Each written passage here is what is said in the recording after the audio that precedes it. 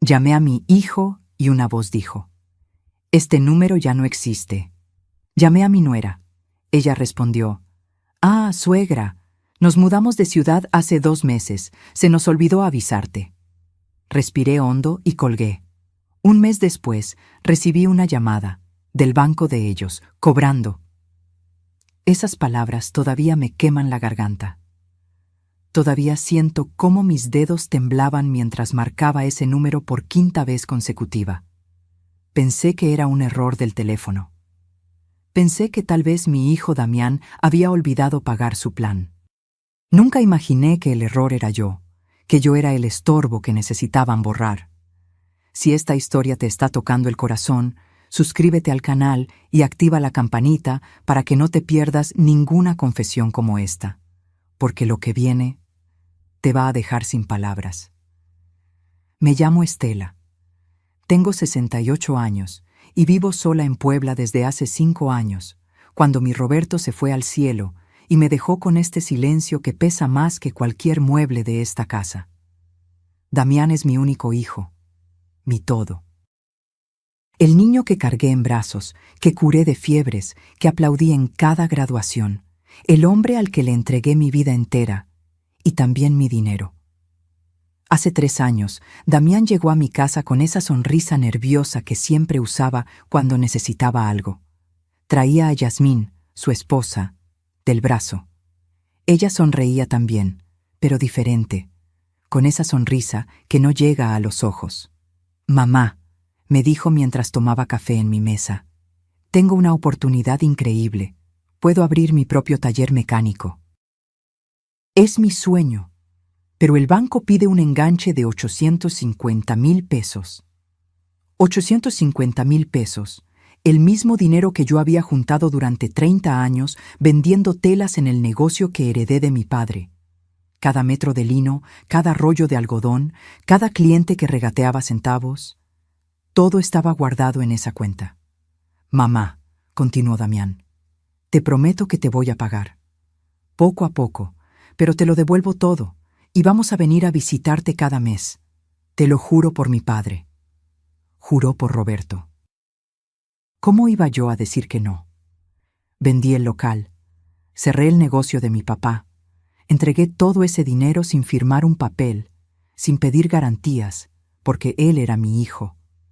Y una madre no le pide recibos a su propia sangre.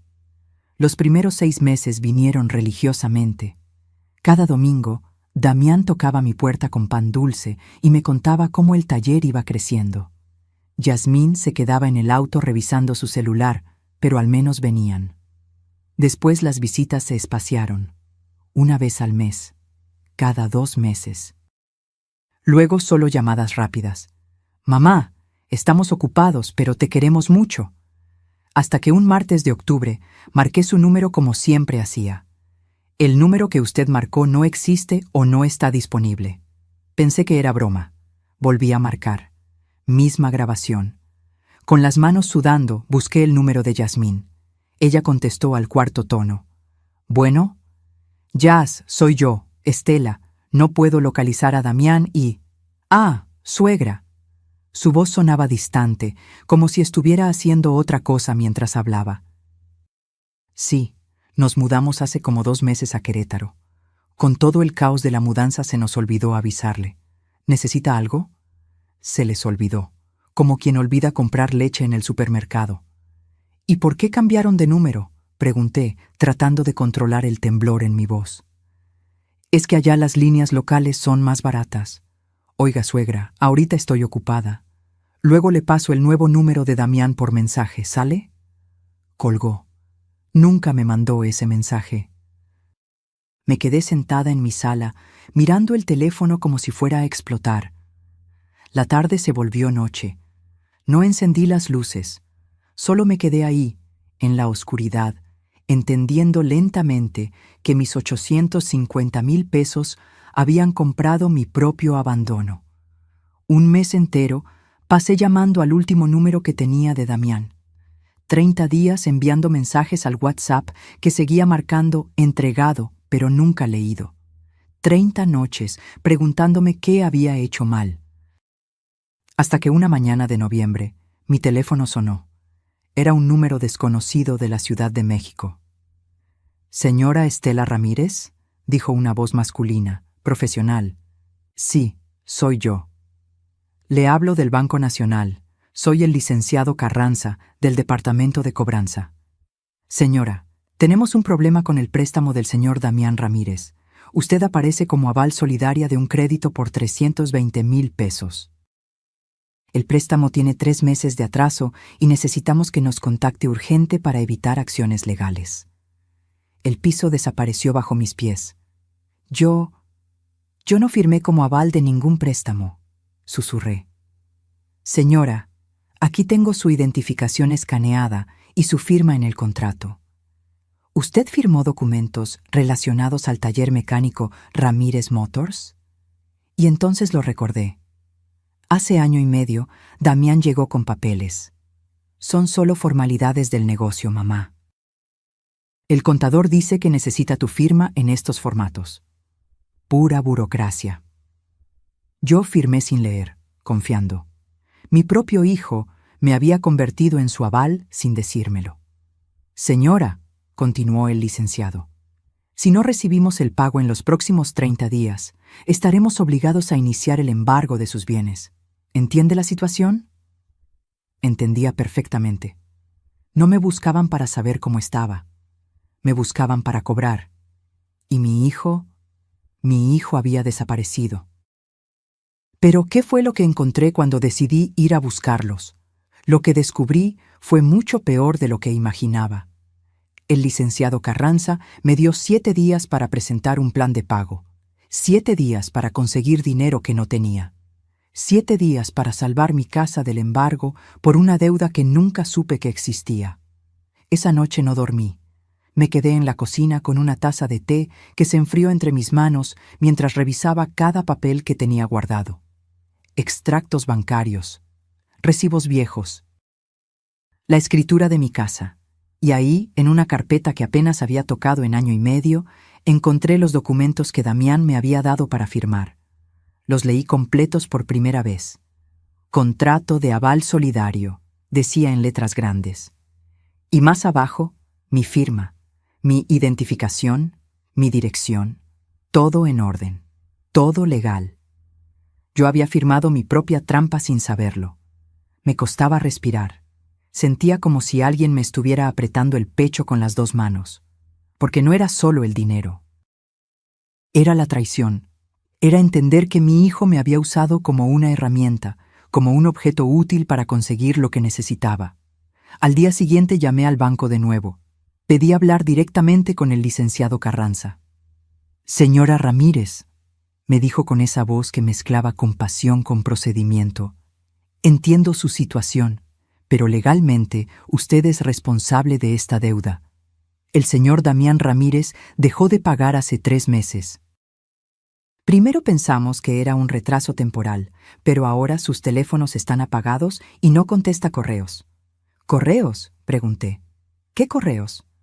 «Los que enviamos a la dirección que dio. ¿No ha recibido notificaciones?». Les había dado su dirección vieja, la de Puebla. Claro que no recibían nada. Se habían esfumado a propósito. «Licenciado, ¿cuánto tengo que pagar para evitar el embargo?». Escuché papeles moviéndose del otro lado.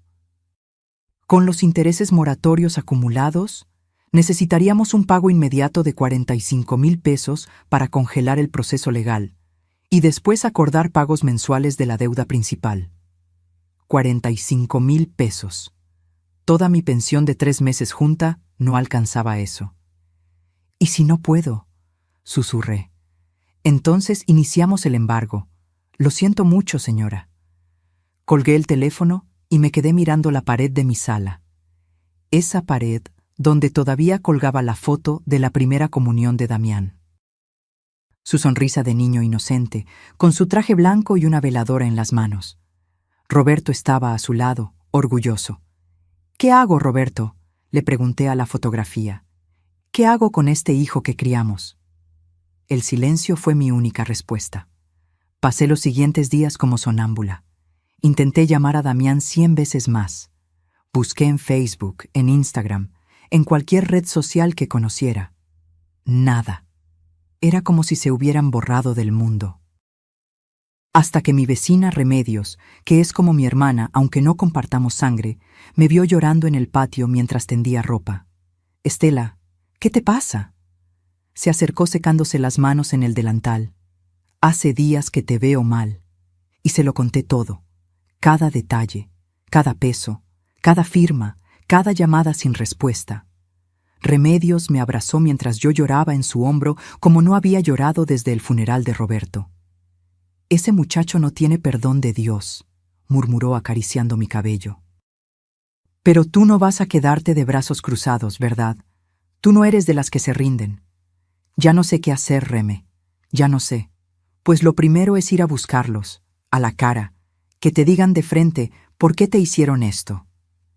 Tenía razón. Necesitaba verlo a los ojos. Necesitaba entender. Con los 12,000 pesos que tenía ahorrados para emergencias, compré un boleto de autobús a Querétaro. 4 horas de viaje que se sintieron como 4 años. Llevaba conmigo la carpeta con todos los documentos, los estados de cuenta del banco, las transferencias que les había hecho. Llevaba también una fotografía vieja de Damián cuando tenía 5 años, corriendo en el parque con una paleta de hielo derritiéndose en su mano. La guardaba en mi cartera desde entonces. No sé por qué la saqué durante el viaje. Tal vez para recordarme que una vez, hace mucho tiempo, ese niño me amaba. Llegué a Querétaro al atardecer. Renté un cuarto en un hotel barato cerca de la central. La habitación olía a humedad y desinfectante, pero no importaba. No había ido de vacaciones. A la mañana siguiente empecé mi búsqueda. Pregunté en talleres mecánicos de la zona industrial. ¿Conoce el taller Ramírez Motors? Nadie sabía nada. Caminé hasta que me dolieron las rodillas. Gasté en taxis dinero que no debía gastar. Estaba a punto de rendirme cuando pasé por la tienda de abarrotes del antiguo edificio donde vivían en Puebla. La dueña, la señora Consuelo, me reconoció. «Doña Estela, ¿qué hace por acá?» «Busco a mi hijo. ¿No sabría dónde se mudaron?» Consuelo bajó la voz, como si fuera a compartir un secreto peligroso. «Mire, yo no debería meterme, pero usted siempre fue buena conmigo. Escuché a Yasmín presumiendo con otra vecina antes de irse. Dijo que se mudaban a Juriquilla, a una casa en fraccionamiento privado. Vi que ella estrenó una camioneta BMW negra, de esas que cuestan un dineral. La vi porque se estacionó aquí enfrente para despedirse. BMW. Fraccionamiento privado. Juriquilla. Mientras yo temía perder mi casa por su deuda, ellos vivían en lujos. Algo se rompió dentro de mí en ese momento. No fue mi corazón, eso ya estaba roto. Fue algo más profundo. Fue la última hebra de excusa que todavía tejía para justificarlos. Tomé un taxi a Juriquilla, a los fraccionamientos privados. Le dije al chofer. «¿Cuál? Hay varios por esa zona». «El más caro». El chofer me miró por el espejo retrovisor, pero no preguntó más. Y cuando finalmente llegué a esa casa, cuando toqué esa puerta, la forma en que mi nuera me recibió me hizo entender que yo ya no era su suegra, era su estorbo. El fraccionamiento se llamaba Hacienda Azul Residencial. Un nombre bonito para esconder historias feas. La caseta de vigilancia tenía más seguridad que un banco. El guardia me detuvo en la entrada. «¿A qué casa va, señora?» No sabía el número, no sabía ni la calle. «Busco a la familia Ramírez, mi hijo y su esposa. Él tiene un taller mecánico». El guardia revisó su lista en la computadora. «¿Nombre completo?» «Damián Ramírez Ortega», tecleó. Frunció el ceño, volvió a teclear. «No aparece nadie con ese nombre registrado». Por supuesto que no. Habían puesto la casa a nombre de Yasmín, o de alguna empresa, o de cualquier cosa que los mantuviera ocultos. «Señora, si no tiene el número de casa exacto, no puedo dejarla pasar. Son reglas del fraccionamiento». Me quedé ahí parada, con el sol de mediodía quemándome la cabeza, sintiéndome más pequeña que nunca. Una anciana tonta buscando a su hijo entre casas que costaban millones. «¿Tiene una camioneta BMW negra?», pregunté de repente. «La esposa de mi hijo tiene una». El guardia suspiró. No debía darme información, pero algo en mi cara debe haberle dado lástima. Hay 3 familias con BMWs negros aquí. Una en la calle Caoba 47, otra en Fresno 132 y otra en Cedro 89. Memoricé las direcciones como si me fuera la vida en ello. Gracias, susurré. Oiga, señora, me llamó cuando me alejaba. Si no la esperan, no la van a dejar entrar. Las reglas son estrictas. Llámelos primero. Pero ellos no contestaban mis llamadas. Esperé en un parque cercano durante 2 horas, sentada en una banca, viendo pasar mamás jóvenes con carriolas carísimas y niños con uniformes de escuelas privadas. Este era el mundo de Damián ahora, un mundo donde yo no cabía. Cuando el sol empezó a bajar, regresé a la caseta. Otro guardia estaba en turno. Voy a casa de mi hijo, dije con más firmeza. Calle Caoba 47. Revisó su lista. ¿La esperan? Sí, mentí. Por primera vez en mi vida, mentí para entrar a la vida de mi propio hijo. Me dejó pasar. Caminé por esas calles perfectas, con sus jardines podados y sus autos de lujo estacionados. Cada casa era más grande que mi casa completa en Puebla. Encontré la calle Caoba. Conté los números. 45, 46, 47. Y ahí estaba. Una casa de 2 pisos, fachada moderna, ventanas enormes, y en la entrada, brillando bajo el sol, una BMW negra con placas nuevas de Querétaro. Mi corazón latía tan fuerte que pensé que me daría un infarto ahí mismo, en la banqueta de mi hijo. Caminé hacia la puerta, toqué el timbre, escuché pasos del otro lado. La puerta se abrió. Era Yasmín. Llevaba ropa deportiva de marca, esa que se ve en los aparadores de tiendas donde nunca entré porque todo costaba lo que yo ganaba en un mes. Tenía el cabello recogido en una cola perfecta, maquillaje impecable, uñas recién hechas. Me miró de arriba a abajo, como si estuviera evaluando cuánta mugre había traído del mundo exterior a su alfombra limpia. Suegra.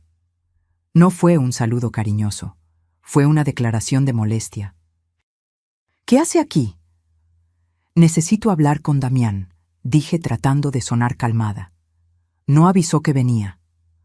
Porque no me dieron su nuevo número, porque desaparecieron. Yasmín suspiró como si yo fuera una vendedora ambulante insistente. Mire, suegra, justo estamos ocupados. Damián tiene junta en línea con unos clientes. ¿No pudo llamar antes? Lo intenté, 100 veces. Nos quedamos mirándonos. Ella bloqueando la entrada con su cuerpo, yo aferrando mi bolsa donde llevaba todos los documentos del banco.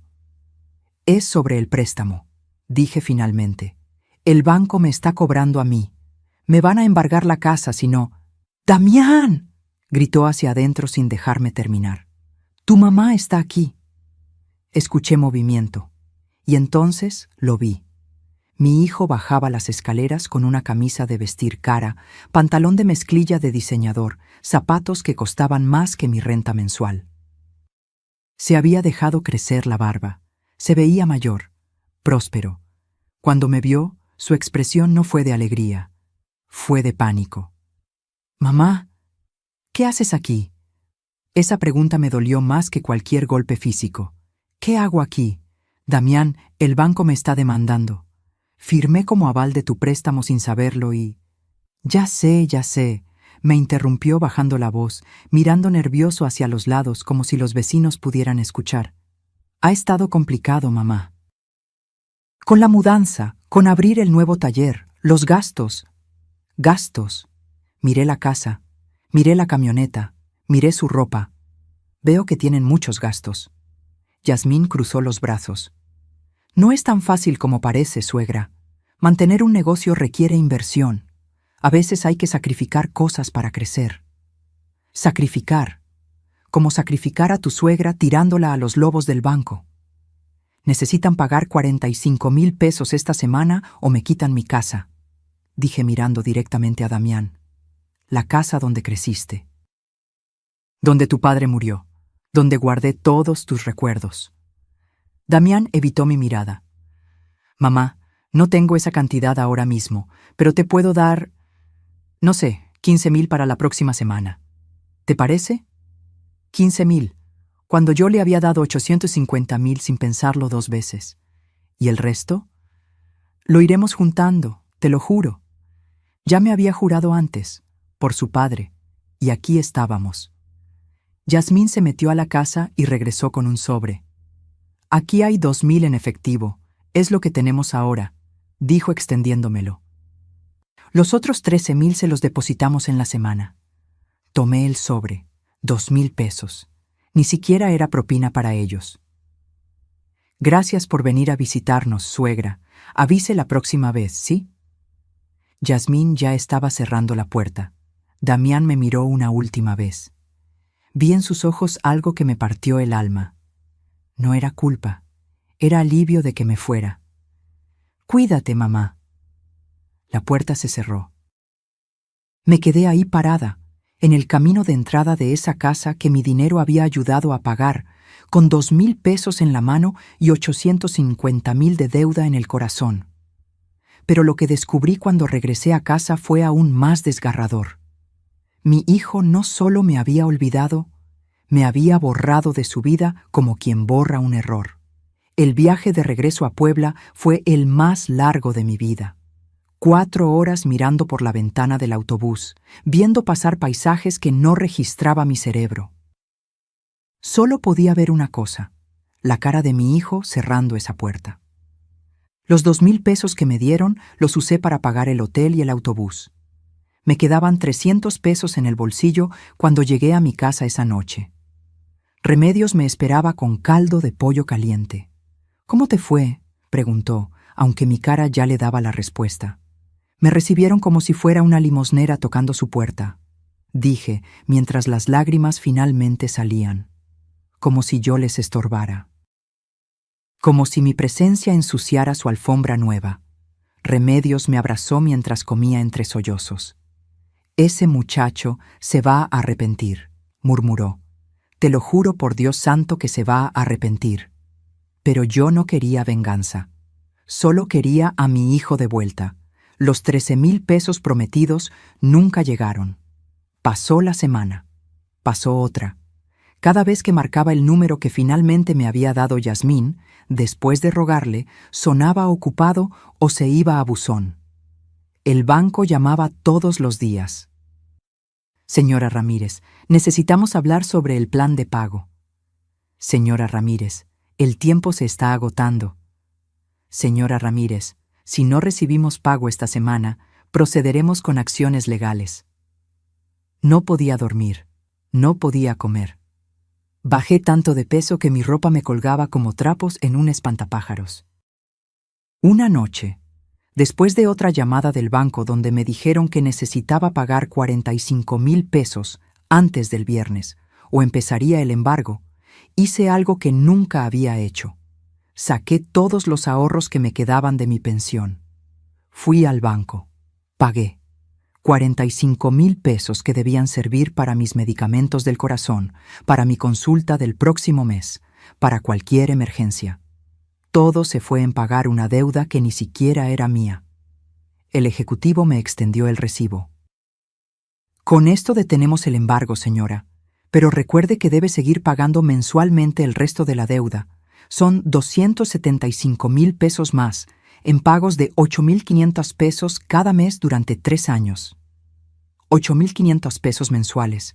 Mi pensión completa era de 6,200. «¿Cómo voy a pagar eso?», susurré.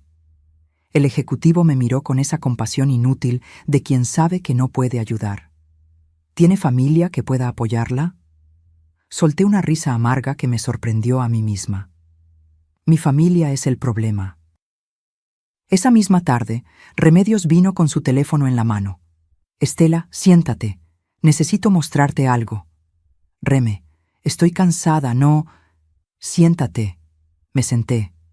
Remedios abrió Facebook. Su hija le había enseñado a usarlo el año pasado, y ahora pasaba horas viendo recetas y fotografías de sus nietos.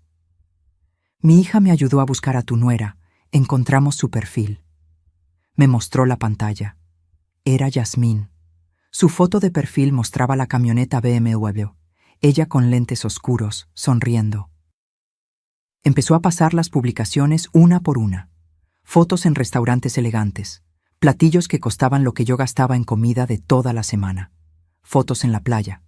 Fin de semana en Cancún, merecido al vive la vida. Fotos de la casa. Nuestra nueva sala, con muebles italianos, Dreams, Home Sweet Home, fotos de compras, bolsas de tiendas de lujo. Porque una se tiene que consentir self-care. Y entonces Remedios se detuvo en una publicación específica. Era una foto de Yasmín frente a la camioneta BMW. El texto decía: cuando trabajas duro y te esfuerzas, la vida te recompensa. Gracias a mi esfuerzo y determinación, logramos todo esto. Para los que dicen que el éxito se hereda, no. El éxito se construye con sudor propio. Los self-made, sin ayuda de nadie. Trabajo, dedicación, emprendedora. Sin ayuda de nadie. Leí esas palabras 5 veces, 10 veces, hasta que dejaron de ser letras y se convirtieron en puñales. Mi esfuerzo, mi sudor. Los 850,000 pesos que saqué de 30 años vendiendo telas no existían para ella. Yo no existía para ella. «Hay más», dijo Remedios con la mandíbula tensa. Seguimos bajando por el perfil. Había una publicación de hace 2 meses. La familia tóxica existe. A veces hay que alejarse de las personas que solo quieren aprovecharse de ti, aunque sean familia. Mi vida mejoró cuando puse límites. Toxic free, APA, boundaries, APA, paz mental. Me quedé mirando esa publicación sin parpadear. Yo era la familia tóxica. Yo que les di todo. Yo que estaba pagando su deuda con mis últimos ahorros. Yo era la aprovechada. Algo se quebró dentro de mí en ese momento. No fue dolor. El dolor ya lo había sentido 1000 veces. Fue algo diferente. Fue claridad.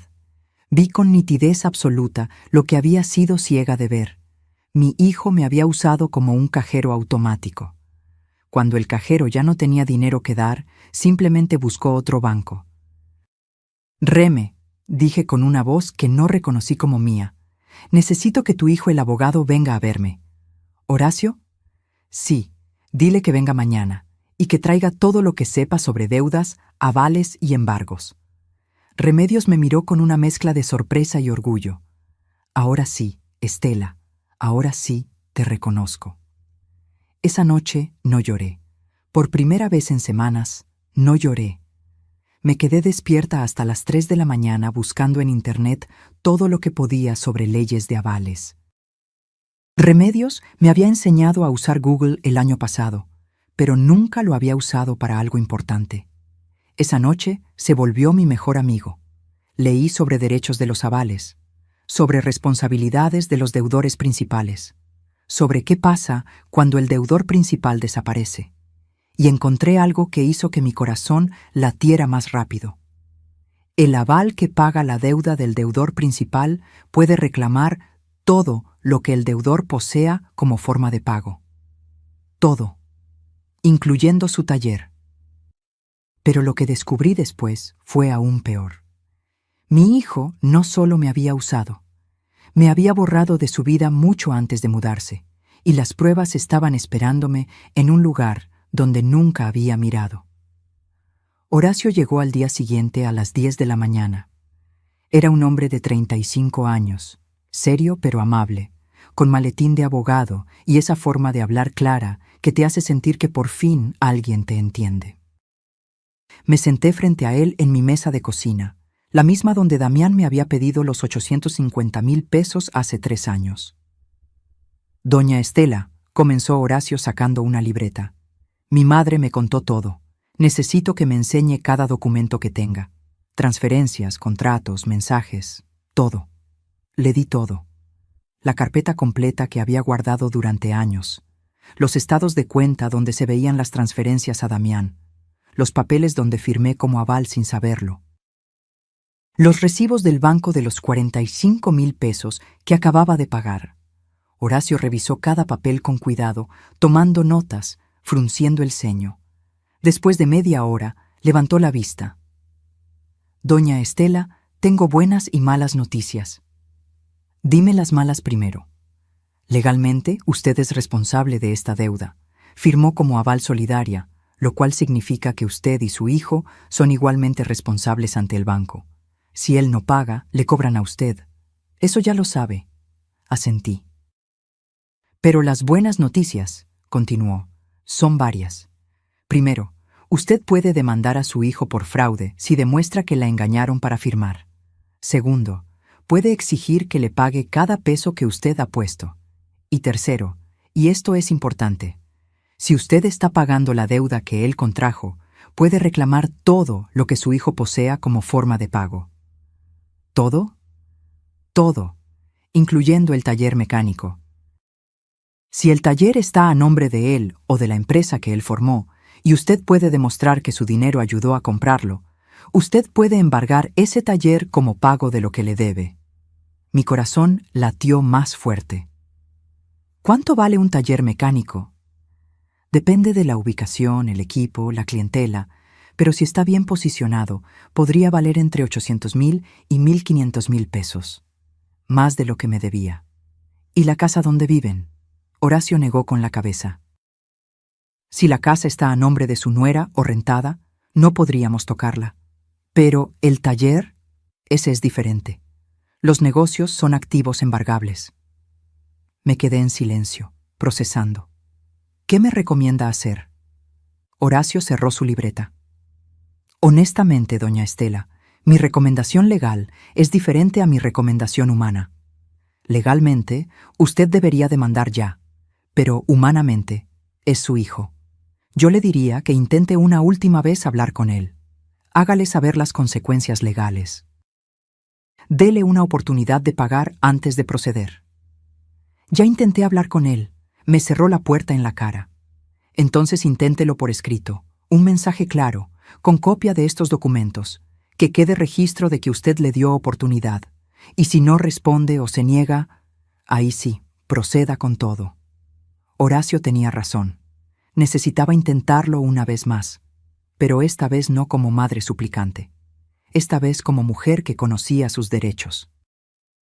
Esa tarde, con ayuda de Remedios y su hija Lupita, que sabía usar el WhatsApp mejor que nadie, redacté un mensaje. Damián, pagué 45,000 pesos al banco para detener el embargo de mi casa. Casa que hubiera sido tuya algún día. Te estoy pidiendo por última vez que pagues la deuda que tú contraíste. Tengo derecho legal a recuperar cada peso que he puesto, incluyendo los 850,000 que te presté. Si no recibo respuesta en 5 días, procederé legalmente. No quiero hacer esto, pero tampoco voy a perder mi casa por tu irresponsabilidad. Tu madre. Lupita apretó enviar. El mensaje se marcó como entregado a los 2 segundos. Esperamos. 5 minutos. 10 minutos. Entregado cambió a leído. Y entonces, nada. No hubo respuesta. Pasó un día, 2 días, 3 días. El mensaje seguía ahí, leído, ignorado. Al 4.º día me llegó un mensaje, pero no de Damián. Era de un número desconocido. Decía, Doña Estela, soy la prima de Yasmín. Mi prima me pidió que le dijera que por favor deje de hostigar a su familia.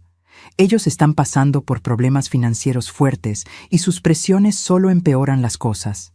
Mi prima dice que usted debió saber en qué se metía cuando firmó esos papeles. Nadie la obligó. Por favor, ya no los busque. Leí ese mensaje 5 veces. Nadie me obligó. Tenían razón. Nadie me puso una pistola en la cabeza para firmar. Solo usaron algo mucho más efectivo. Mi amor de madre. Le mostré el mensaje a Horacio. Perfecto, dijo. Este mensaje es oro. Están admitiendo que saben de la deuda y que se niegan a pagar. Además, usar a terceros para amenazarla puede considerarse acoso. ¿Quiere proceder? Miré la foto de Roberto en la sala. Esa foto donde él sonreía con Damián, bebé en brazos. Roberto, susurré, perdóname. Y le dije a Horacio, procede. Pero antes de que Horacio empezara los trámites legales, algo dentro de mí me dijo que investigara más. Si iban a pelear sucio, yo necesitaba conocer todo. Esa noche, Lupita me enseñó algo que cambió el juego completamente. Doña Estela, ¿su hijo tiene correo electrónico? Sí, pero yo nunca lo uso. ¿Pero usted tiene correo? Sí, uno que Damián me ayudó a abrir hace años, pero no sé ni la contraseña. Lupita sonrió. Vamos a recuperarla. Me ayudó a entrar a mi correo usando mi número de teléfono para recuperar la contraseña. Cuando finalmente abrimos la bandeja de entrada, me quedé helada. Había 127 correos sin leer. Lupita empezó a abrirlos uno por uno, y ahí estaba todo. Correos de Damián del año anterior, 8 correos diferentes. Mamá, necesito que me prestes otros 200,000 pesos para expandir el negocio. Mamá, ¿recibiste mi correo anterior? Es urgente. Mamá, el banco aprobó una línea de crédito, pero necesito completar el enganche. ¿Puedes ayudarme? Mamá, ¿por qué no contestas? Te he llamado 3 veces. Mamá, hablé con Remedios y dice que estás bien. Entonces, ¿por qué me ignoras? Mamá, ya entendí. Si no quieres apoyarme, solo dilo. Mamá, creo que es mejor darnos un tiempo. Me duele que me des la espalda justo cuando más te necesito. Mamá, Yasmín tiene razón. Uno sabe quién está ahí cuando realmente importa. Las fechas estaban ahí, todos enviados entre mayo y agosto del año pasado. Yo nunca los vi, nunca supe que existían. Para mí, mi hijo había dejado de llamarme de repente. Pero para él, yo lo había ignorado cuando más me necesitaba. ¡Ay Dios!, susurré. Él piensa que yo le di la espalda. Pero había más. En la carpeta de enviados encontré correos que yo nunca escribí. Correos de mi cuenta enviados a Damián. Los abrí con manos temblorosas.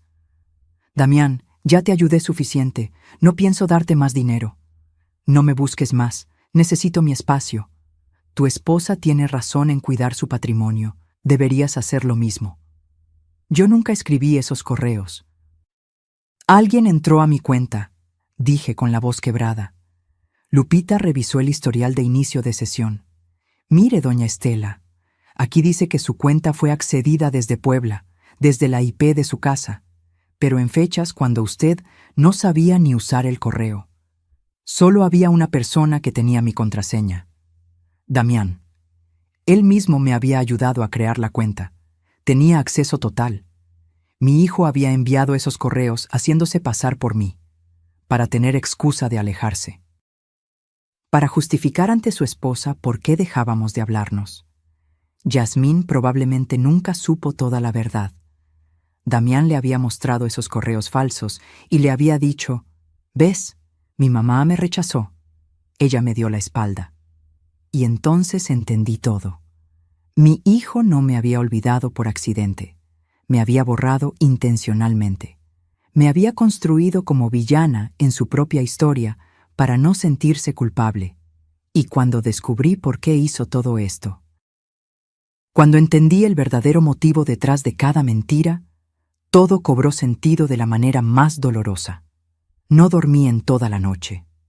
Me quedé frente a la computadora que Lupita había dejado prendida, leyendo una y otra vez esos correos falsos que Damián envió desde mi cuenta.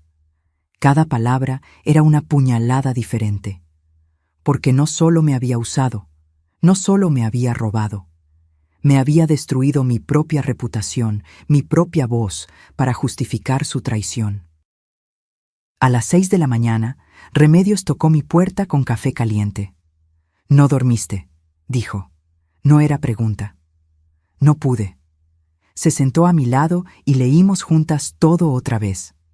Cuando terminamos, Remedios tenía lágrimas en los ojos. «Ese muchacho está perdido, Estela. Ya no es tu hijo. No sé qué le pasó, pero el niño que criaste no existe más». Tenía razón. El Damián que conocí, el que lloraba cuando veía perros callejeros, el que me traía flores cada día de las madres, ese niño murió en algún momento que no vi venir. Horacio llegó al mediodía. Le mostré los correos falsos. «Esto es falsificación de identidad», dijo de inmediato. «Es un delito adicional. Doña Estela, Con esto podemos hacer una demanda mucho más fuerte. No quiero demandarlo por los correos, dije cansada. Solo quiero mi dinero de vuelta. Solo quiero que pague lo que debe. Entonces usaremos esto como evidencia de que él la manipuló deliberadamente. Fortalece su caso.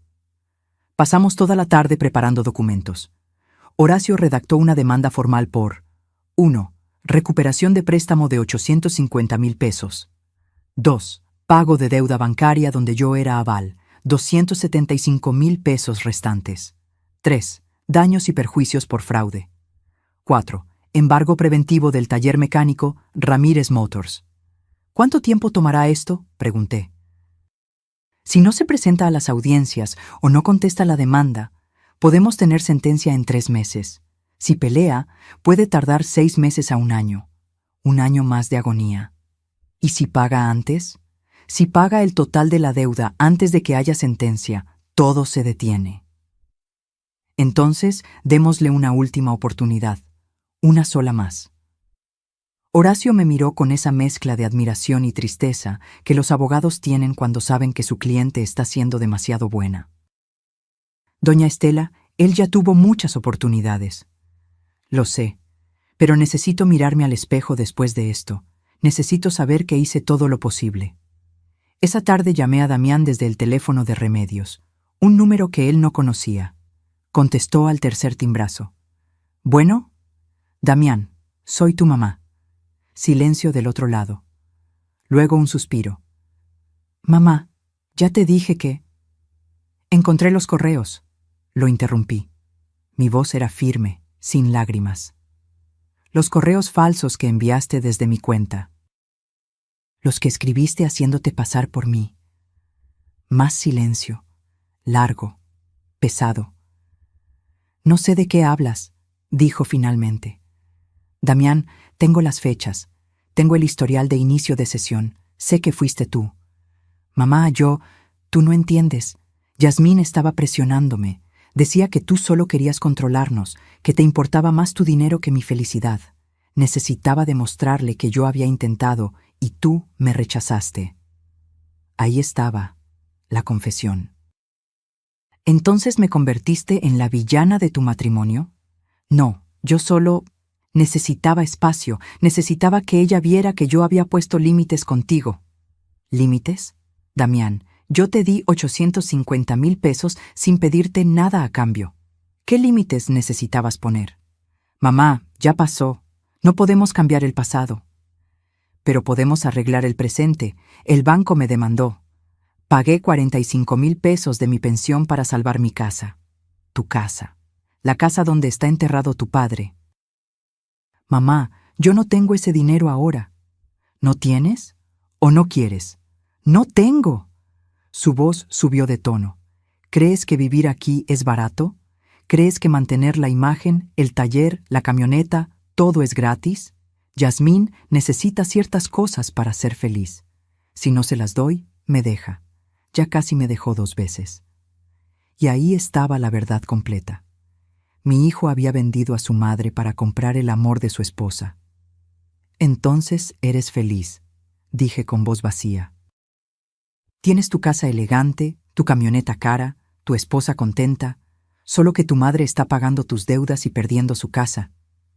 «Mamá, dame tiempo. Te juro que cuando el negocio despegue...». «No hay más tiempo, Damián. Horacio va a presentar una demanda mañana. Embargo del taller. Recuperación de todo lo que te presté. Todo legal, todo justo». «¿Horacio? ¿El hijo de Remedios? ¿Lo contrataste?» «Sí». «Mamá, no puedes hacerme esto. Es mi taller, es mi futuro». Era mi dinero. Era mi futuro también. El futuro que gasté en ti. «Yasmín me va a matar. Me va a dejar. Todo por lo que he trabajado se va a ir a la basura». «¿Y yo qué, Damián? ¿Qué pasaría conmigo si pierdo mi casa? ¿Dónde viviría? ¿En la calle?» Silencio. Largo. Pesado. «Mamá, tú tienes pensión. Puedes rentar algo pequeño. Pero yo tengo una esposa. Tengo responsabilidades». En ese momento algo murió dentro de mí. No fue amor. El amor de madre nunca muere completamente. fue esperanza. La esperanza de que mi hijo todavía tenía algo de conciencia. Entiendo, dije con calma absoluta. Ahora entiendo perfectamente. Gracias por ser tan claro. Mamá, espera, colgué. Remedios me abrazó mientras las lágrimas finalmente salían. Pero no eran lágrimas de tristeza, eran de liberación. Ya puedes proceder, le dije a Horacio. Sin piedad, sin concesiones. Quiero todo lo que la ley me permita recuperar. Horacio asintió. Entendido. Pero antes de que pudiéramos seguir, Remedios levantó su teléfono. Estela, mira esto. Lo acaba de publicar tu nuera. Era una nueva publicación de Facebook de Yasmín. Una foto de ella y Damián en un restaurante elegante brindando con vino. El texto decía: cuando eliminamos las energías negativas de nuestra vida, todo fluye mejor. Hoy celebramos nuestra libertad de personas tóxicas que solo buscan arrastrarnos a su miseria. La vida es muy corta para cargar con gente que te roba la paz. One New Beginnings. Positive Vibes Only. Toxic Free. Family First. La publicación tenía 47 likes. Una de las personas que había dado like era Damián. Mi hijo celebraba públicamente haberme eliminado de su vida. Miré esa publicación durante mucho tiempo, y entonces hice algo que me sorprendió a mí misma. Sonreí. ¿Estela? Remedios me miró preocupada. Estoy bien, dije. Y era verdad. Por primera vez en meses, estoy perfectamente bien. Porque ya no tengo que cargar con la ilusión de que ellos cambiarán. Ya no tengo que esperar nada. Me quité una cadena que siempre llevaba al cuello. Era una medallita de la Virgen de Guadalupe que Roberto me había regalado cuando nació Damián. Dentro tenía una foto de Damián bebé. La abrí, saqué la foto. La miré una última vez. Adiós, mi niño, susurré. Porque el hombre en el que te convertiste, a ese no lo conozco. Guardé la medallita vacía. Y le dije a Horacio: ahora sí. Quiero que le duela tanto como me dolió a mí. Lo que no sabía era que el dolor apenas comenzaba. Pero esta vez no sería mío. La demanda se presentó un martes de febrero. Horacio entregó todos los documentos en el Juzgado Civil de Puebla y solicitó embargo preventivo del taller ubicado en Querétaro. Pueden tardar una semana en notificarlos, explicó. Cuando reciban la citación, tendrán 20 días para contestar o presentarse a audiencia. Esa semana fue extraña. Me sentía como si estuviera flotando, no triste, no feliz, simplemente vacía. Cada mañana me levantaba, hacía mi café, miraba la foto de Roberto en la sala. ¿Hice bien?, le preguntaba. Roberto no respondía, claro, pero yo imaginaba su voz. Estela, nunca dejes que nadie pisotee tu valor, ni siquiera tu propia sangre. Fue algo que me dijo 3 meses antes de morir. Estábamos en el hospital, él conectado a máquinas, yo sosteniendo su mano. Prométeme que vas a defenderte, me había dicho con voz débil. Eres muy noble, Estela, demasiado, y la gente usa eso en tu contra. Nadie me usa, Roberto. Todavía no, pero cuando yo no esté, prométeme que no vas a dejar que nadie te haga menos. Se lo prometí. Y ahora, 5 años después, estaba cumpliendo esa promesa. Pasaron 10 días. Yo seguía mi rutina normal. Iba al mercado, cocinaba, veía telenovelas con Remedios, regaba mis plantas. Pero cada noche me sentaba frente a la computadora y buscaba información. Busqué sobre talleres mecánicos en Querétaro. Encontré el de Damián en Google Maps. Tenía buenas reseñas, excelente servicio, honestos y rápidos, muy recomendado. Qué irónico. Honesto con sus clientes, ladrón con su madre. Busqué valores de propiedades en la zona. El taller estaba en una ubicación privilegiada, cerca de una avenida principal. Según las estimaciones que encontré, un local de esas características valía entre 1,200,000 y 1,500,000 pesos, más que suficiente para cubrir todo lo que me debía. También encontré algo más. El taller no estaba a nombre de Damián directamente. Estaba a nombre de una empresa, Ram Motors S.A.D.C.B. Busqué el RFC de esa empresa en el SAT. Damián aparecía como representante legal y accionista mayoritario. Era embargable. Horacio tenía razón. Yo podía recuperar mi dinero. Pero algo dentro de mí todavía dolía. No por el dinero, por lo que el dinero representaba, mi hijo eligiendo conscientemente destruirme. Una noche, 2 semanas después de presentar la demanda, tuve un momento de debilidad. Saqué el álbum de fotos viejo que guardaba en el closet. Fotos de Damián desde bebé hasta su boda. Damián a los 2 años, con su primer triciclo. Damián a los 6, sin sus dientes de enfrente, sonriendo. Damián a los 15, con su primer trabajo de verano. Damián a los 25, el día de su boda, abrazándome. Gracias por todo, mamá. Eres mi héroe. Me quedé dormida llorando sobre ese álbum. Y tuve un sueño.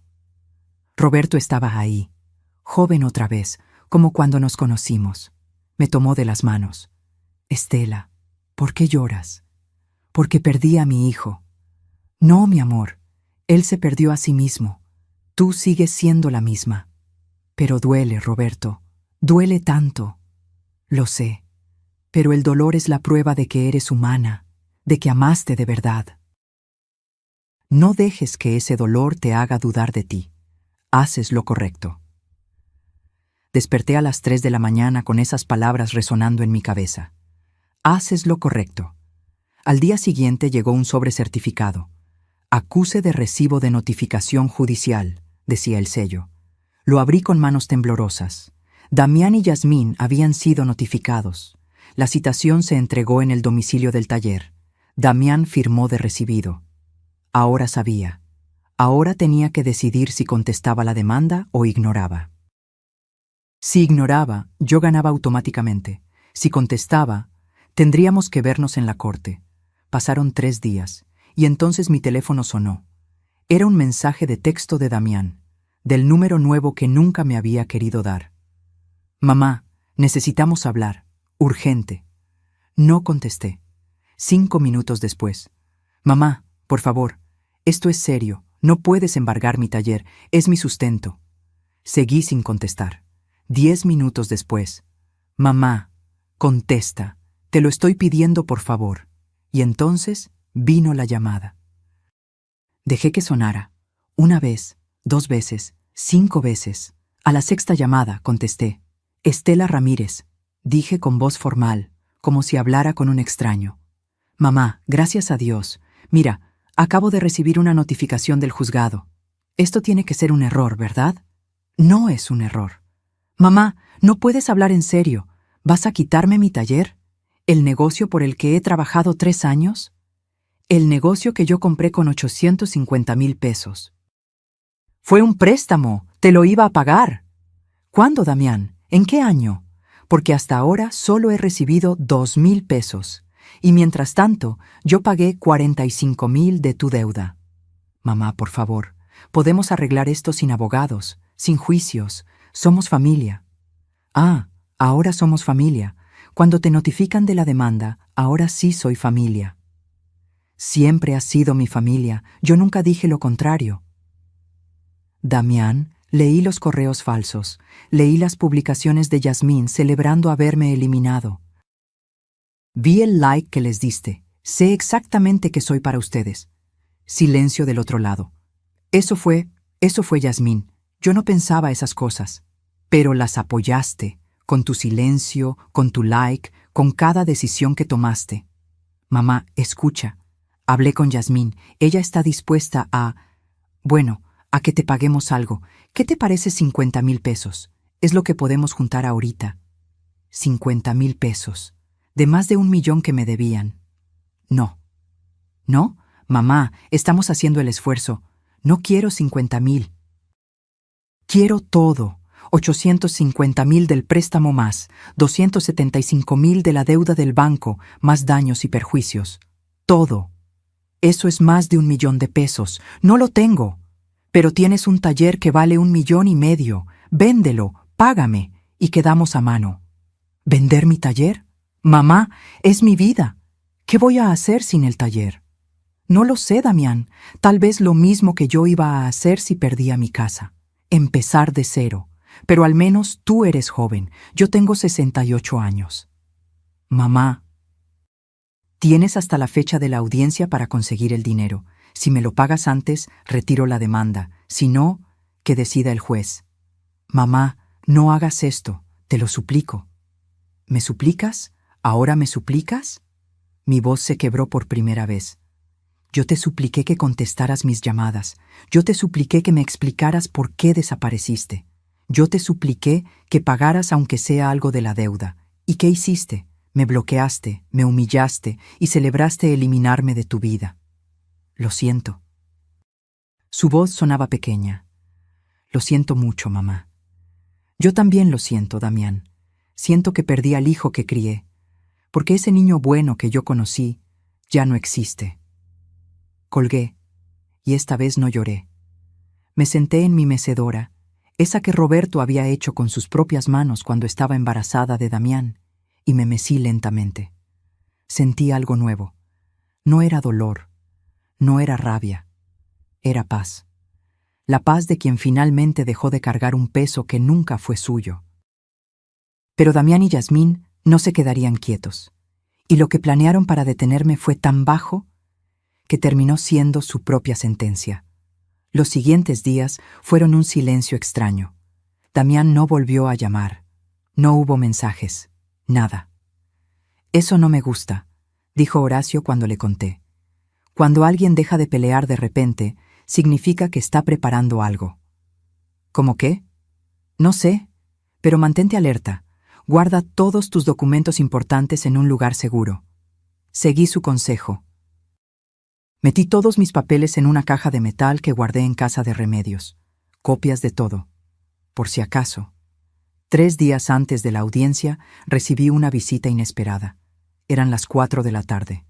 Tocaron mi puerta. Abrí. Era una mujer que no conocía.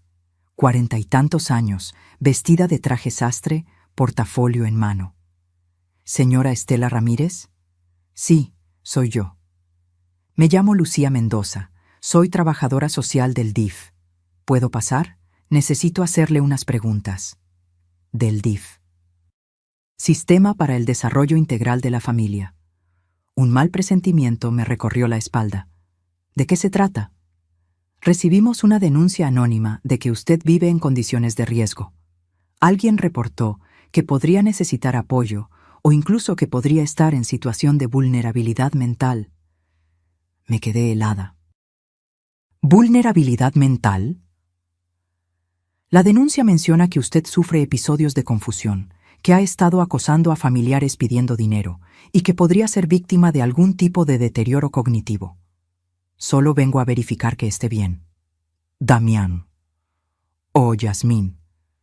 Alguien me había denunciado como senil. Entre, dije con la mandíbula tensa. Revise todo lo que quiera. Lucía entró y empezó a hacer preguntas. ¿Sabía qué día era? ¿Sabía dónde vivía? ¿Recordaba mi fecha de nacimiento? ¿Tenía familia? ¿Por qué estaba sola? Respondí todo con claridad absoluta. Revisó mi casa, mi cocina limpia, mi baño ordenado, mi sala impecable, mis medicamentos organizados por día de la semana. Señora Ramírez, dijo finalmente, está claro que usted está perfectamente bien. No hay ningún indicio de deterioro cognitivo ni de condiciones de riesgo. Lo sé. ¿Tiene idea de quién pudo hacer esta denuncia? Mi hijo. O mi nuera. Estoy demandándolos por fraude y deudas. Supongo que esta es su forma de defenderse. Lucía apretó los labios. Entiendo. Lamentablemente, las denuncias falsas son más comunes de lo que cree, especialmente en casos de disputas familiares. Voy a cerrar el expediente como sin fundamento. Si vuelven a molestarla, puede reportarlo como acoso. Gracias. Cuando Lucía se fue, llamé a Horacio inmediatamente. Intentaron declararme incompetente, dije con voz temblorosa de rabia. Para invalidar la demanda. Hijos de... Horacio se contuvo. Doña Estela, esto es grave, pero también es perfecto, porque ahora tenemos evidencia de mala fe. Van a quedar muy mal ante el juez. Esa noche no pude dormir de pura indignación. No era el dinero. Ya no era el dinero. Era que mi propio hijo intentó hacerme pasar por loca para escapar de sus responsabilidades. Pero entonces pasó algo inesperado. Al día siguiente, temprano en la mañana, tocaron mi puerta otra vez. Esta vez era un hombre mayor, 60 y tantos años, pelo cano, con overol de mecánico. ¿Señora Ramírez? Sí. Disculpe la molestia. Me llamo Ernesto Vega. Era socio de su hijo en el taller. ¿Era? Damián nunca le contó de mí, ¿verdad? No. Ernesto suspiró. ¿Puedo pasar?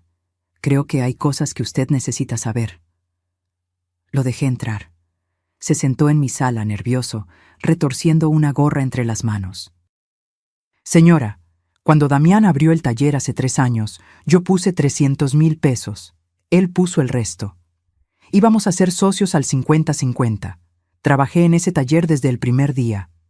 Pero hace 6 meses, Damián me dijo que el negocio no estaba dando suficiente dinero, que teníamos que cerrar mi participación. Me presionó para que firmara unos papeles renunciando a mi parte. Me prometió devolverme mis 300,000 en pagos mensuales. Y nunca me pagó, ni un peso.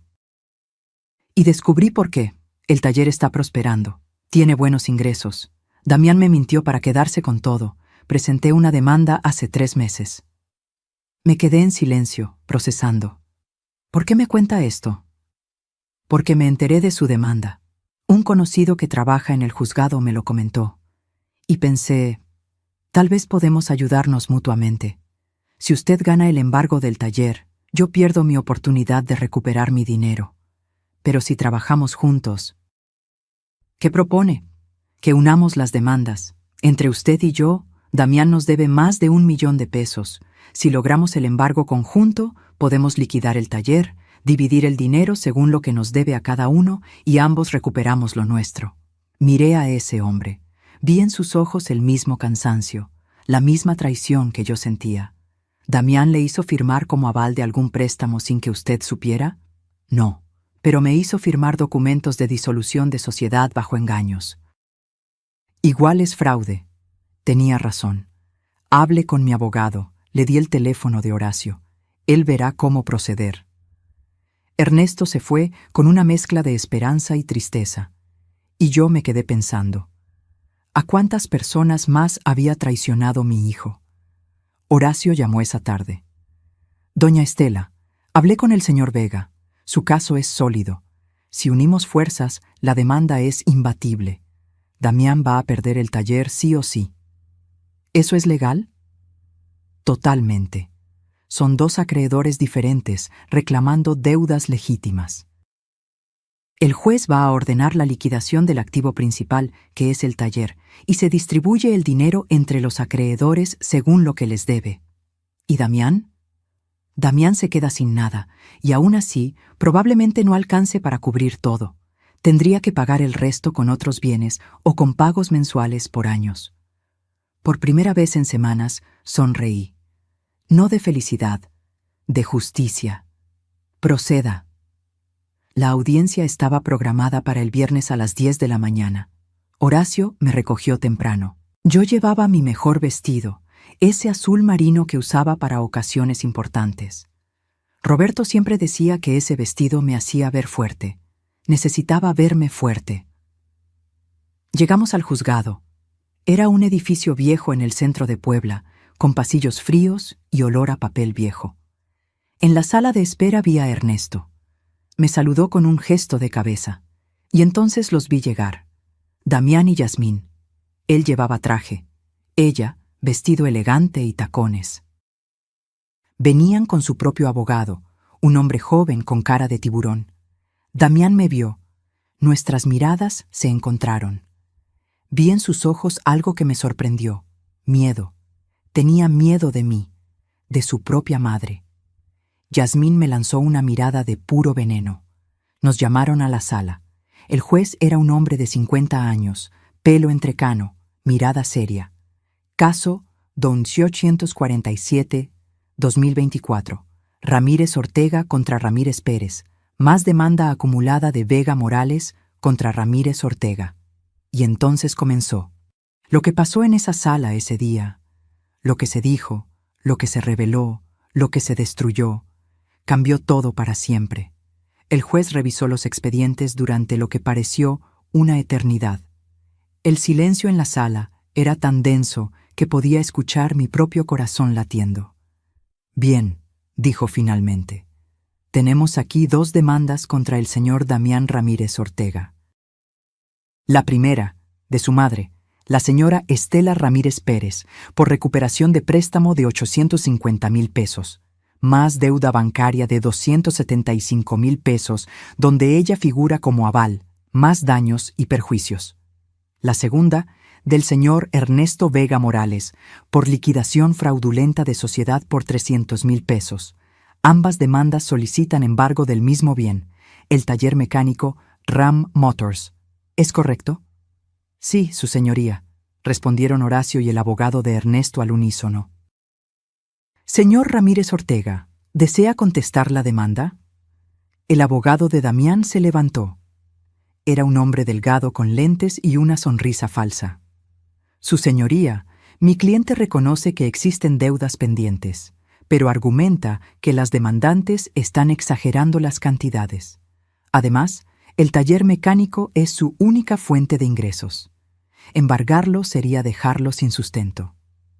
Entiendo, dijo el juez. ¿Tiene su cliente documentación que contradiga las cantidades reclamadas? Estamos preparando... ¿Tiene o no tiene? En este momento no, pero...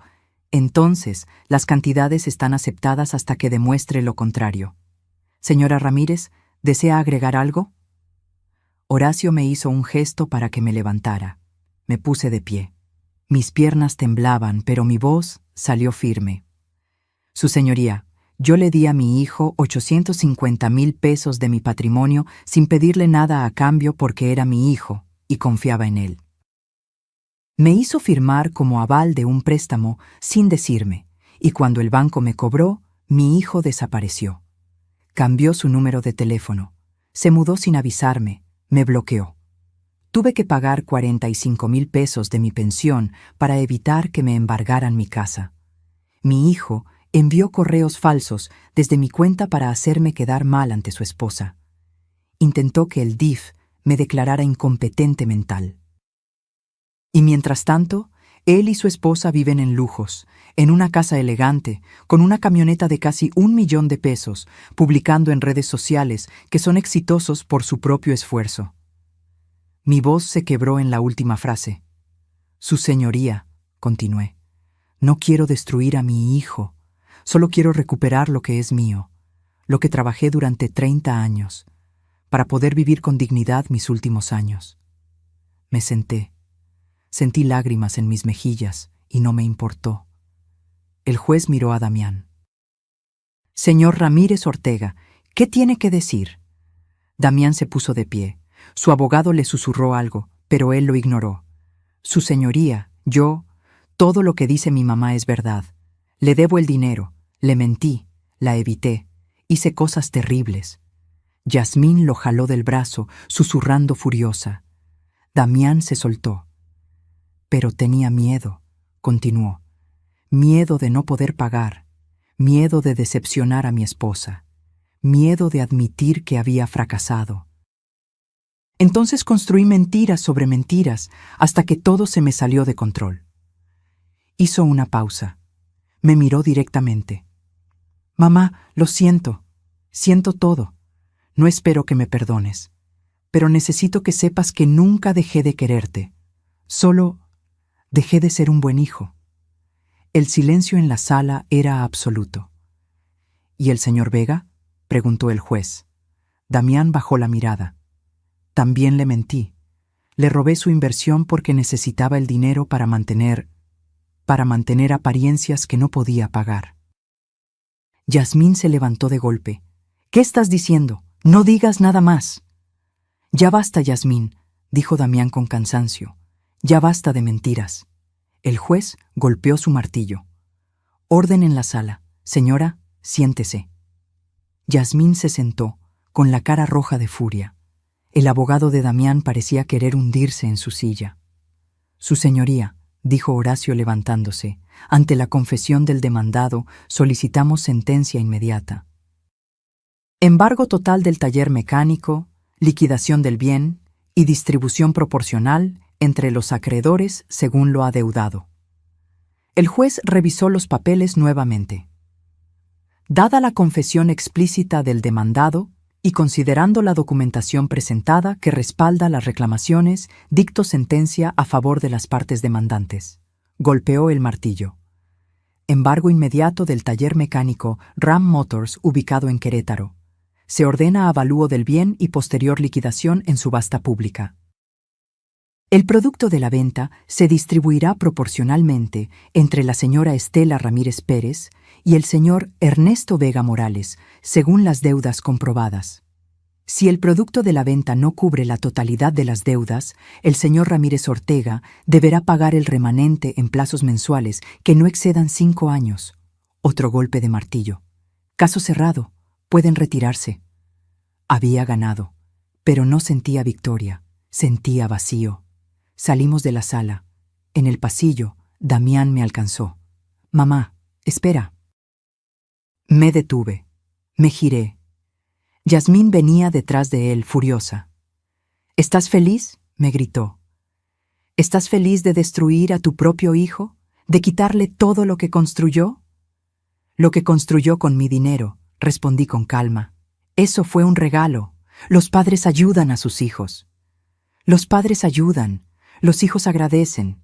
No usan, no abandonan, no traicionan. Tú solo quieres controlarnos. Siempre quisiste controlar su vida. Yasmín, la voz de Damián sonó cansada. Detente. ¿Qué? ¿Ahora la defiendes? Acabas de perder todo por ella. No, Yasmín, perdí todo por ti, porque tenía que mantenerte contenta, porque tenía que darte la casa elegante, la camioneta cara, las vacaciones, porque tú nunca estabas conforme con lo que teníamos. Yasmín palideció. ¿Me estás culpando a mí? Estoy diciendo la verdad, algo que debía hacer hace mucho. Perfecto. Yasmín se quitó su anillo de matrimonio y se lo aventó. Entonces ya no necesitas aguantarme. Cuando pierdas el taller, cuando no tengas nada, no me busques, porque yo no voy a estar ahí. Se fue taconeando por el pasillo. Damián recogió el anillo del suelo. Lo miró. Lo guardó en su bolsillo. Siempre supe que se iría si perdía el dinero, dijo con voz vacía. Supongo que es justo. Yo también me fui cuando dejaste de servir. Se quedó parado frente a mí, tan cerca y tan lejos a la vez. Mamá, sé que no significa nada ahora, pero lo siento, de verdad lo siento. Lo miré. Vi al niño que fue. Vi al hombre en que se convirtió. Yo también lo siento, Damián. Siento que no te enseñé mejor. Siento que de alguna forma fallé en criarte con valores más fuertes. No, negó con la cabeza. No fue tu culpa. Tú me enseñaste bien. Yo elegí ignorar todo lo que me enseñaste. Se dio la vuelta para irse, pero se detuvo. El taller va a valer como 1,400,000 pesos. Después de pagar las deudas de ustedes dos, voy a quedar debiendo todavía como 150,000. Voy a pagártelos. Va a tomar tiempo, pero te los voy a pagar, te lo prometo. Damián, se giró. Ya no quiero promesas, quiero hechos. Cuando tengas el dinero, págame. Mientras tanto, no me busques. Ya causaste suficiente daño. Vi cómo sus ojos se llenaban de lágrimas. Entiendo. Se fue caminando lentamente, encorvado, como si el peso del mundo estuviera sobre sus hombros. Remedios me abrazó. Ya pasó, Estela, ya pasó. Pero no había pasado. Apenas comenzaba el proceso de aprender a vivir con el hijo que perdí. Ernesto se acercó. Señora Ramírez, gracias. Gracias por ayudarme a recuperar lo mío. Gracias a usted también. Sin su testimonio, Tal vez no habría ganado. Nos dimos la mano y salimos de ese juzgado frío hacia la luz de la tarde. Pero la verdadera prueba no sería el juicio, sería todo lo que vino después. Lo que pasó cuando Damián realmente lo perdió todo. Y lo que descubrí sobre mí misma en el proceso. El proceso de embargo y remate del taller tomó 2 meses. 2 meses donde no supe nada de Damián. Horacio me mantenía informada de todo. El avalúo oficial, 1,420,000 pesos. La subasta se realizaría en 3 semanas. Varios compradores ya habían mostrado interés. Es una ubicación privilegiada, explicó Horacio. Va a venderse rápido y a buen precio. Yo asentía, pero una parte de mí seguía doliendo. Era mi hijo, su negocio, su sueño, pero también era mi retiro, mi futuro, mi dignidad. Una tarde, 2 semanas antes de la subasta, Remedios llegó agitada a mi casa. «Estela, tienes que ver esto», me mostró su teléfono. Era el perfil de Facebook de Yasmín. Había una nueva publicación. Cuando las personas muestran su verdadero rostro, agradece la lección y sigue adelante. A veces la familia es la más tóxica. Me libré de un matrimonio manipulador y de una suegra controladora. Nueva vida, nueva yo.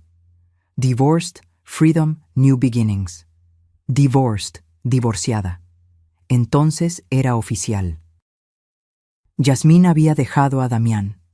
Revisé más publicaciones. Había fotos de ella en un restaurante con un hombre nuevo. Nueva etapa, mejores decisiones, decía el pie de foto. No sentí satisfacción, solo tristeza.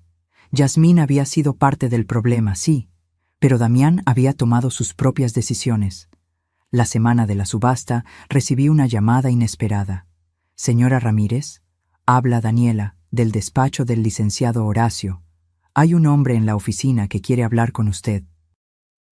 Dice que es importante. ¿Quién es? Prefiere decírselo en persona. ¿Puede venir?» Fui. En la oficina me esperaba un hombre de unos 40 años vestido con ropa de trabajo. «Señora Ramírez, me llamo Arturo Chávez. Soy mecánico. Trabajaba en el taller de su hijo». Me senté frente a él. «¿Qué necesita?»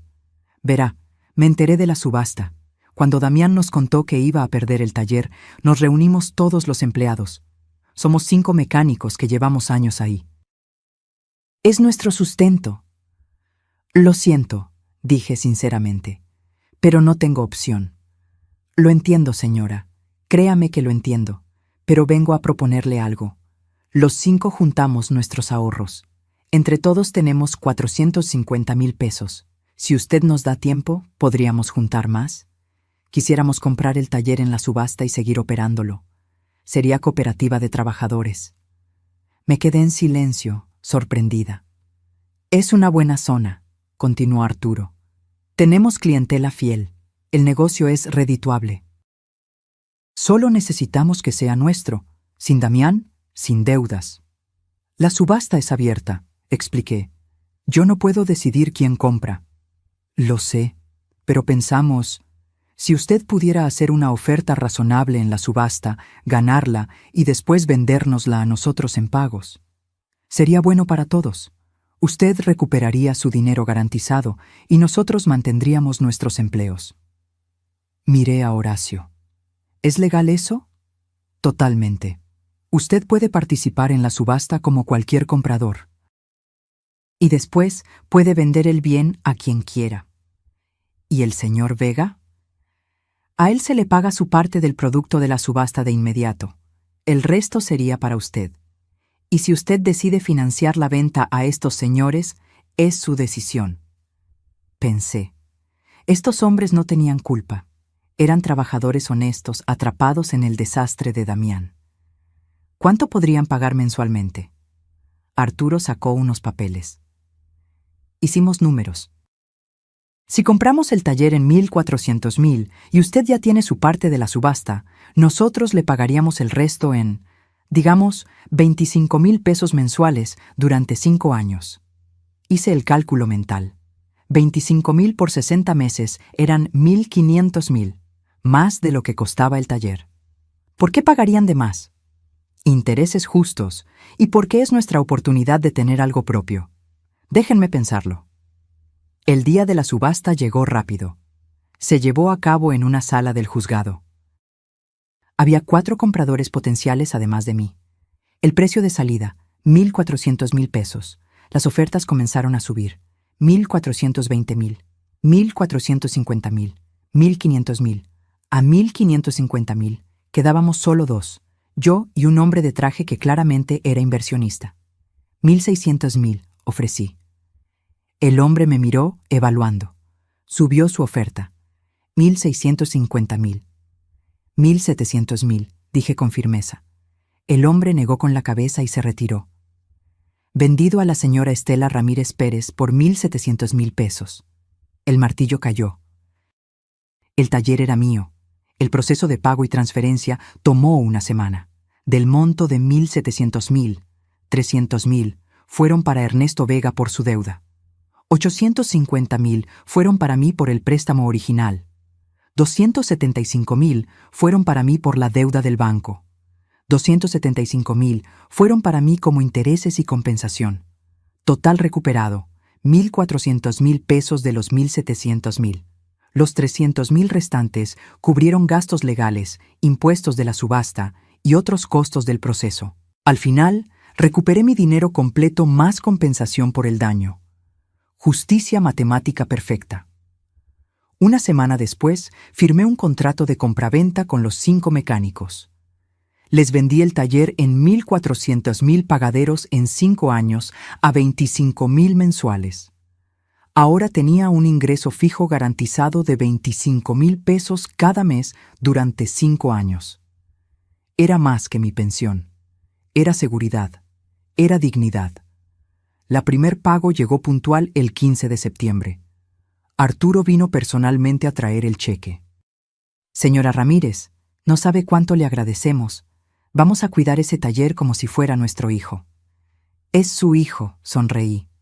Ahora es de ustedes. Esa noche me senté en mi sala con un té caliente, mirando las fotos viejas. Ya no lloraba al verlas. Solo sentía una melancolía tranquila.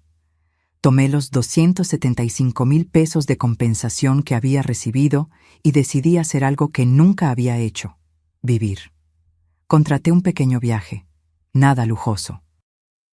Una semana en Oaxaca, un lugar que Roberto y yo siempre quisimos visitar, pero nunca pudimos. Fue mi primer viaje sola en 30 años. Caminé por las calles de Oaxaca, comí tlayudas, visité Monte Albán. En las ruinas, mirando el valle desde la cima, sentí algo que no había sentido en años: paz. Lo hiciste, Roberto, susurré al viento. Me defendí, como me pediste. También usé parte de ese dinero para ayudar a Remedios con una operación de cadera que necesitaba. Ella lloró cuando le di los 50,000 pesos. No puedo aceptar esto, Estela. Claro que puedes. Tú estuviste conmigo cuando nadie más estuvo. Esto es solo una pequeña parte de lo que significas para mí. Con otros 80,000 pesos, creé un pequeño fondo de ayuda en mi colonia para madres solas o ancianas abandonadas. Cada mes, Remedios y yo dábamos entre 3,000 y 5,000 pesos a una familia que lo necesitara. No era mucho, pero era algo, y el resto lo guardé para emergencias. Para no volver a quedar vulnerable nunca más. Pero faltaba algo, faltaba el cierre con Damián, y cuando llegó, fue de una manera que nunca esperé. 6 meses después de la subasta, era un día común, febrero otra vez. 1 año exacto desde que empezó esta pesadilla. Estaba regando mis plantas en el patio cuando mi teléfono vibró. Número desconocido.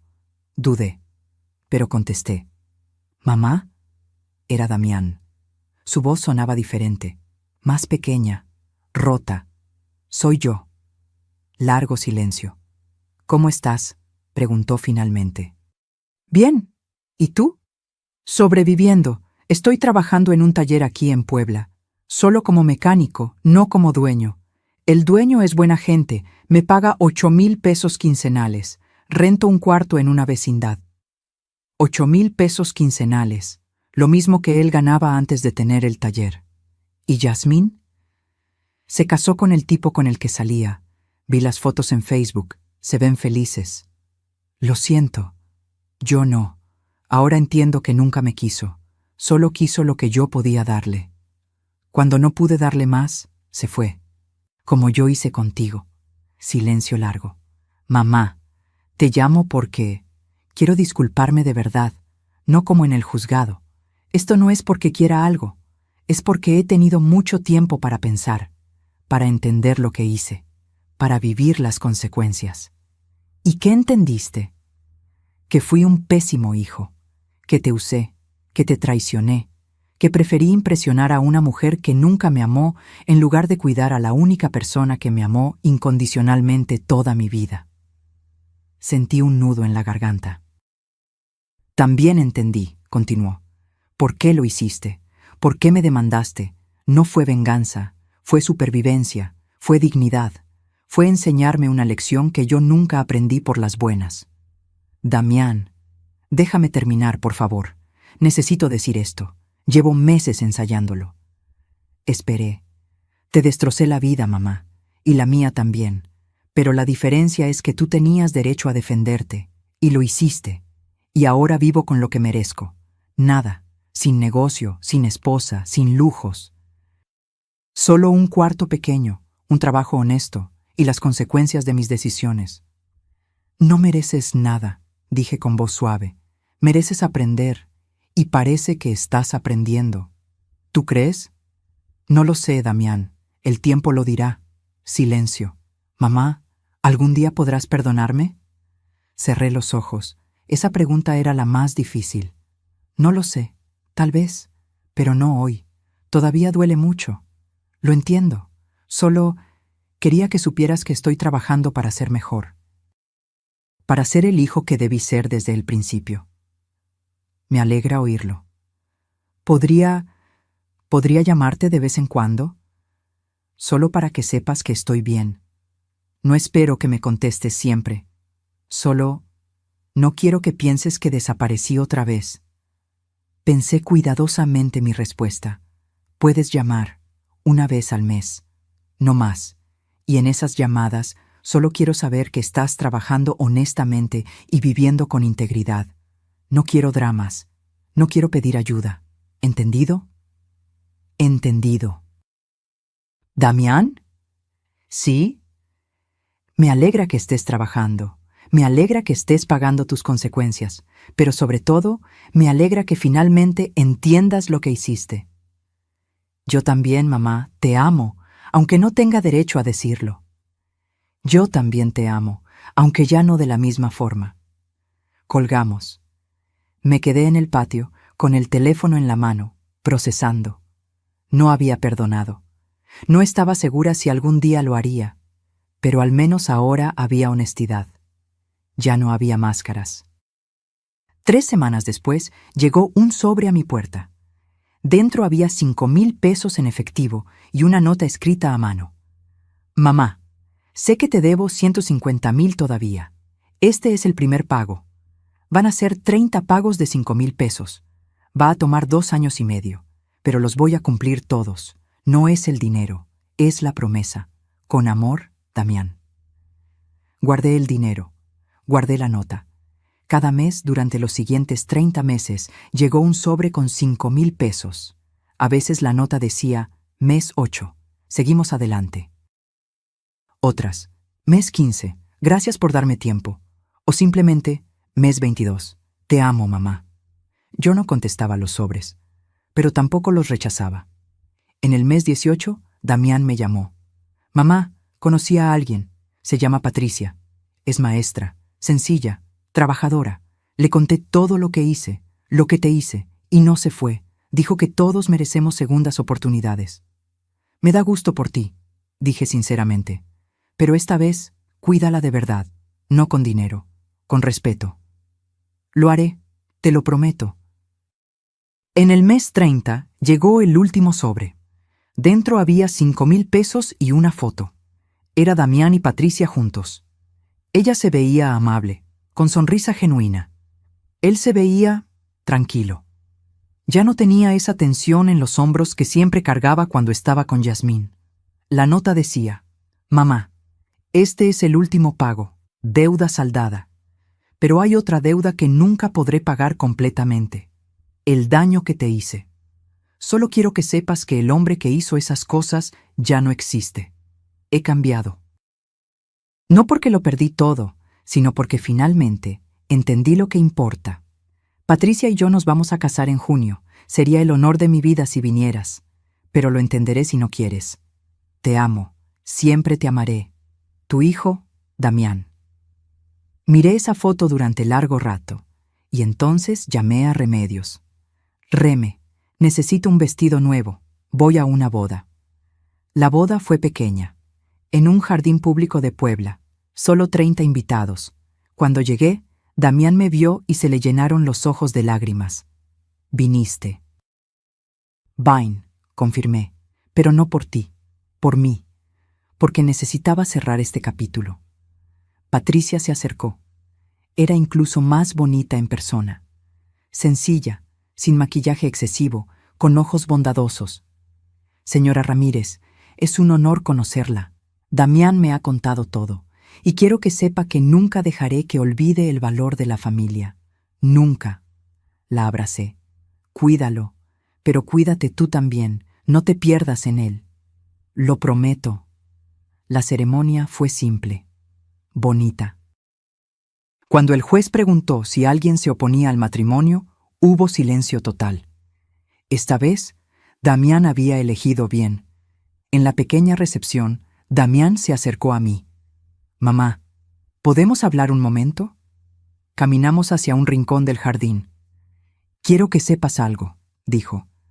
«Todo lo que perdí, el taller, el dinero, el estatus, fue lo mejor que me pasó, porque perdiendo todo eso, me encontré a mí mismo. Encontré lo que realmente importa. ¿Y qué es? Vivir honestamente. Valorar a las personas correctas y entender que la riqueza real no está en lo que tienes, sino en quién eres». Asentí. «¿Aprendiste la lección, entonces?» «La lección más cara de mi vida, pero la más importante.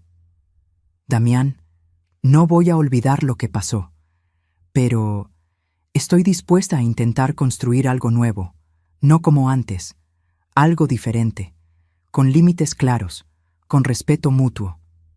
¿Límites? Sí. No volverás a pedirme dinero, no volverás a involucrarme en tus decisiones financieras.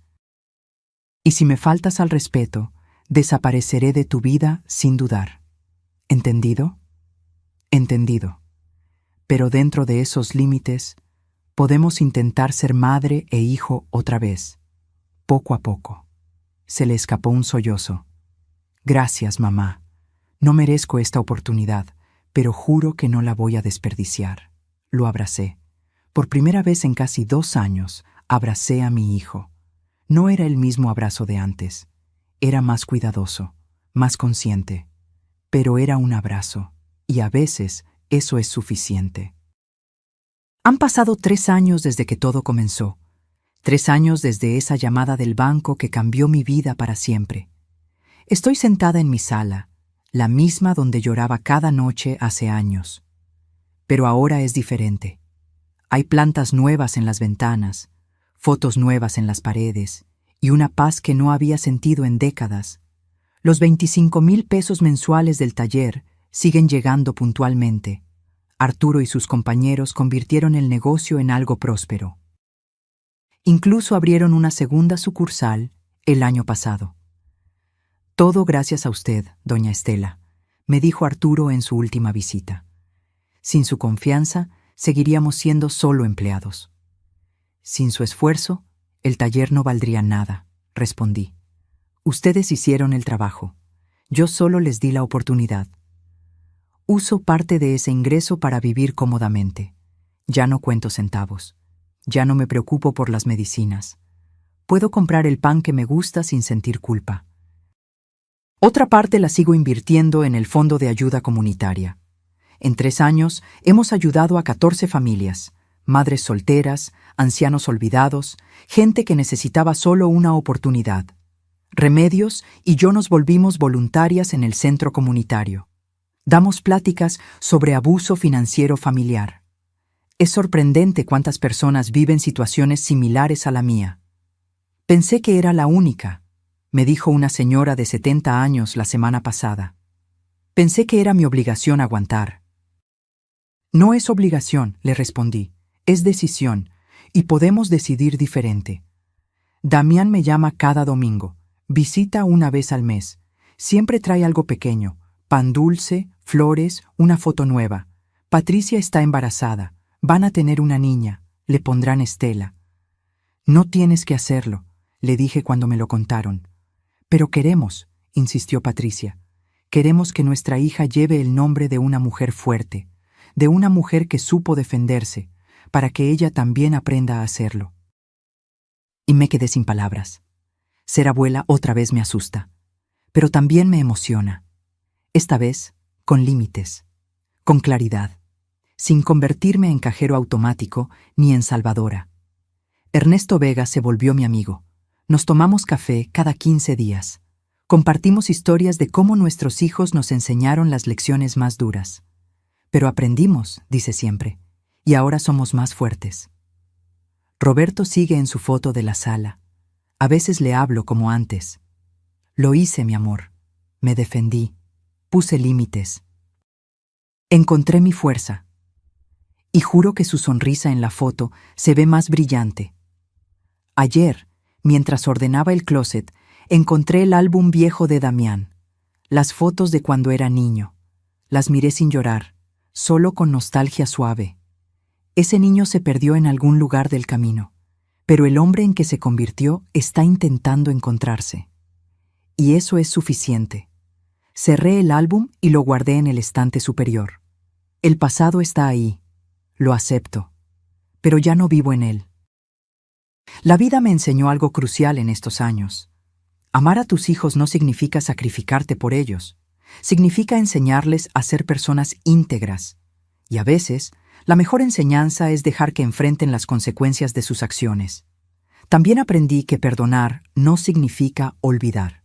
Significa soltar el veneno, soltar el resentimiento que te enferma el alma, pero manteniendo la memoria que te protege de repetir errores. Y la lección más importante: tu valor no depende de cuánto das, sino de cuánto respetas lo que eres. Durante años fui la madre que daba todo sin esperar nada, y pensaba que eso me hacía buena madre. Ahora sé que me hacía madre vulnerable, madre usada, madre agotada. La buena madre no es la que se deja destruir, es la que enseña límites con amor, la que dice no cuando es necesario, la que se defiende, demostrando a sus hijos que defenderse no es egoísmo, es dignidad. Esta mañana, antes de escribir esta última parte de mi historia, salí al patio con mi café. El sol apenas estaba saliendo. El cielo tenía ese color rosado que tanto me gusta, y me sentí agradecida. Agradecida por el dolor que me enseñó, por la traición que me fortaleció, por la pérdida que me liberó, porque al final no perdí un hijo, gané una vida, mi vida, completa, libre, digna. Y eso, después de todo, es lo único que realmente importa. Mensaje final. Si esta historia tocó tu corazón, si te viste reflejada en mis palabras, o si conoces a alguien que está viviendo algo similar, déjame un comentario contándome desde dónde nos estás viendo y qué fue lo que más te impactó de esta historia. Dale like si crees que el amor propio no es egoísmo, sino supervivencia. Y suscríbete al canal para seguir escuchando historias de vida real, de mujeres reales que aprendieron a defenderse. Porque la verdadera riqueza no está en lo que posees.